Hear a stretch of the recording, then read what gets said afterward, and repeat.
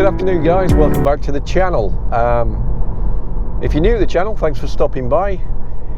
And today I wanted to do the good old YouTube favourite. 5 things I like and dislike about my Seat Leon Cupra 290. So let's get straight into it. So 5 things I dislike. Well, let's do the dislikes first. Okay, so the first thing, and I've mentioned in a previous video, is the build quality. Okay, the build quality is, I would say, average for the class. Up here, it's nice soft plastics and soft touch, but when you get down here, it's a bit scratchy, and you can see where Seat have cut costs to save money on the plastics. And also as well, even little things like the window buttons, they feel really small and cheap. They feel like something you would get out of a penny lucky bag or something. So not the greatest build quality in the car. Probably would have been good when this model or this type of Seat Leon came out in 2013, 2014, but the build quality is starting to show itself a little bit now. So there's the first thing, the build quality. Now the second thing is around the Dsg Box. Now the Dsg Box in normal mode, driving it normally, is very, very good. However, I have found a bit of a problem, or something that annoys me about it. And basically what it is if I'm driving around normally, as I am now,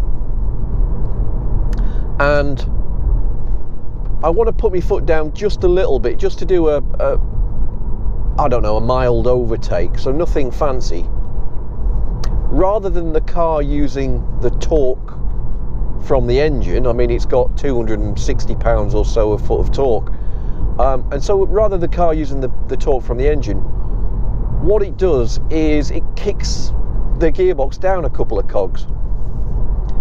Now, I completely understand that if I floor it. However, it works even if I'm putting my foot down a tiny little bit. And the problem is if you're going slow speeds like now and you put your foot down even a little bit, the car accelerates really quick, and it can catch you a little bit unawares. And sometimes I would rather just use a torque from the engine. And it's only a little minor thing, but it's something which annoys me a little bit about it. It's almost like the accelerator pedal and the Dsg Box haven't been calibrated correctly to work together, if you know what I mean. So that's that. Now the next thing is also about the Dsg Box, but it's not really the car's fault. And that is, when I got this car, Seat told me that the car had launch control. However, if I use launch control 3 times, it would invalidate the warranty on the Dsg gearbox, which for me it's a bit pointless having it then, really. It's like saying, yeah, you've got a radio there, sir, but if you turn it on more than 5 times, then it's going to invalidate your infotainment system.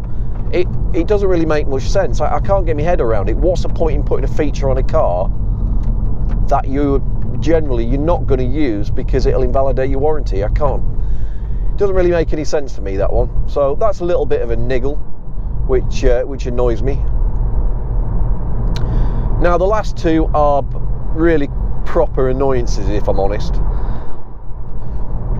Excuse me. And the first one is around the paddles on the steering wheel. The paddles on the steering wheel, for a start, they're tiny. I would have preferred them to be quite a bit bigger, but they're tiny, so you can't really see them. Maybe something people like or don't like. I quite actually like to see a nice set of big sort of aluminium, steel paddles, whatever. But these are tiny. Another thing is, they seem to be made out of the same plastic that the window buttons are made out of, so really flimsy. And then to compound that even worse, what they've done on the back of the paddle rather than keep it nice and smooth so it feels nice, they've put almost like this cheese grating effect on it, and it doesn't feel nice at all,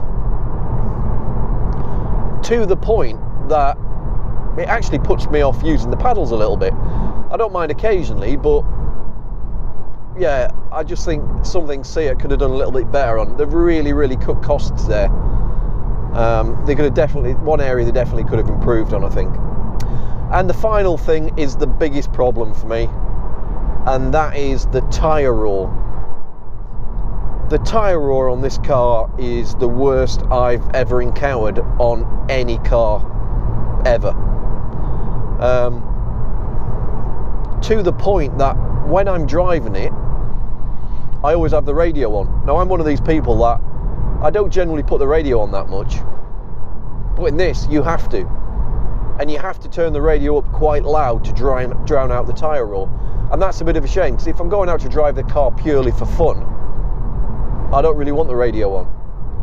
But the tyre roar is so bad, you need the radio to drown it out. Now, fitting another set of tyres may help, but do I really want to spend 800 quid or whatever it is on a new set of tyres on a car that I've done 600 miles on? Not really. So so that is for me, that is the biggest problem, is the tyre roar. So they're the 5 things that I dislike about the car. So let's talk about the 5 things I actually do like. The first thing has to be the performance. The performance of this car is epic. I've had a lot of hot hatches before. I've owned an E46 M3, I've had an Audi RS4, and the performance on this is way above any hot hatch I've ever had before.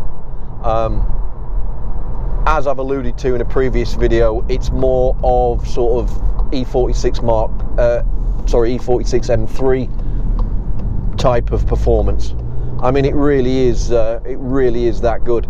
And you know, Seat claim 0 to 60 in 5.8 seconds, and then a individual magazine tester has tested it to 100 at under 11.5, which is, you know, ridiculously quick. To put it into perspective,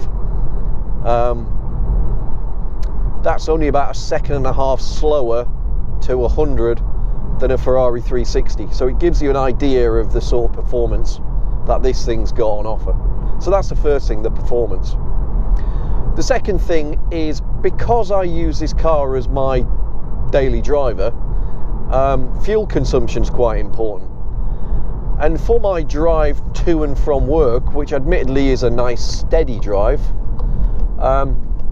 this is averaging about between 40 and 42 miles to the gallon, which I think is pretty epic for a car with nearly 300 horsepower. Obviously, if you put your foot down, you don't get that.